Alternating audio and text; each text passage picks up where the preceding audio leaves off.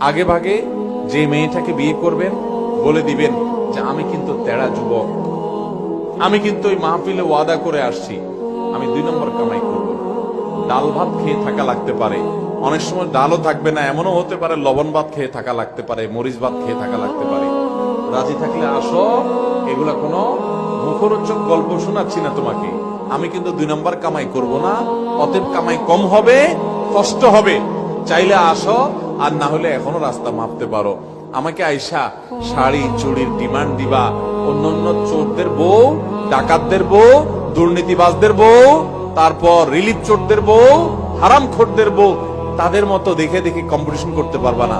তুমি আমার বউ হতে হলে, হালাল খোরের বউ হতে হলে তুমি সকল লোভ ছেড়ে দিয়ে সততার উপরে থাকার নিয়ত করতে হবে, কষ্ট করে চলার নিয়ত করতে হবে। তবে যারা কষ্ট করে চলার নিয়ত করে আল্লাহ তাআলা এদেরকে সবচেয়ে সুখে রাখেন। শুধু